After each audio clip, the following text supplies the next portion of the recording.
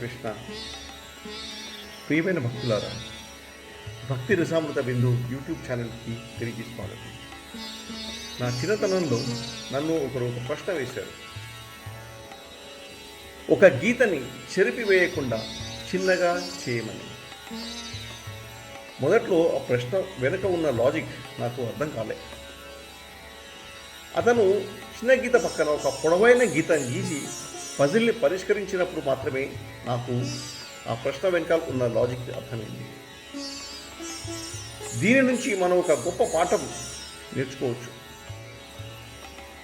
ఈ భౌతిక ప్రపంచంలో మనం ఏ పని చేసినా దానికి ఏదో ఒక ఫలితం ఉంటుంది. మనం మంచి పనులు చేస్తే ఈ జీవితంలో లేదా తదుపరి జీవితంలో మనం తాత్కాలిక ఆనందం అనుభవించాలి. అదేవిధంగా మనం ఏదైనా చెడు కార్యం లేదా అపకార్యం చేసినప్పుడు ఆ కార్యం యొక్క ఫలితాలకు మనం బాధ్యులం. మనం ఏ కార్యం చేసినా దాని కర్మ ఫలితాలను మనం అనుభవించక తప్పదు. ఈ మంచి కార్యం లేదా పాపకార్యం మనం చర్చించిన ఈ ప్రశ్నలోని చిన్న రేఖకు సమానం. ఈ రేఖను మనం ఎలా చిన్నదిగా చేయగలం? కృష్ణుడి సంతృప్తి కోసం కర్మలను చేయడం ద్వారా మాత్రమే. ఈ రేఖను చిన్నదిగా చేయడానికి మనం గీసే పెద్ద గీత ఇది. మనం భగవంతుని ప్రీతి కోసం మాత్రమే కర్మలు చేసినప్పుడు అటువంటి కర్మలు మనపై ఎలాంటి ప్రభావము చూపవు.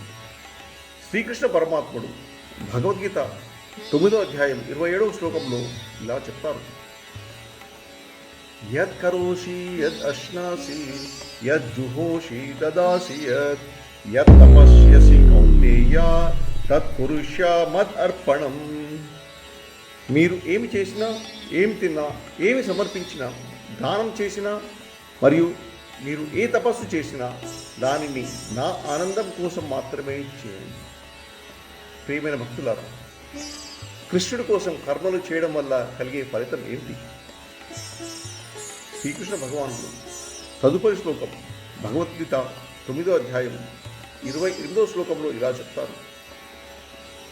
నా కోసం కర్మ చేయడం ద్వారా మీరు కర్మబంధం నుంచి మరియు దాని మంచి మరియు చెడు ఫలితాల నుంచి విముక్తి పొందుతారు.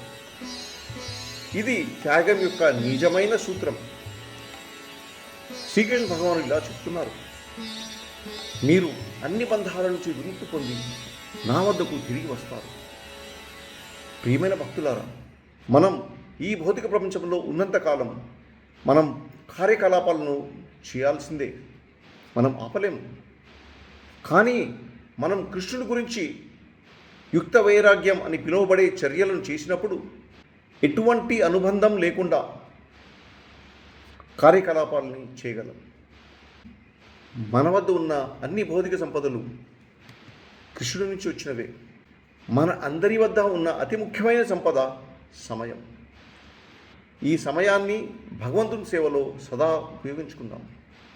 హరే కృష్ణ.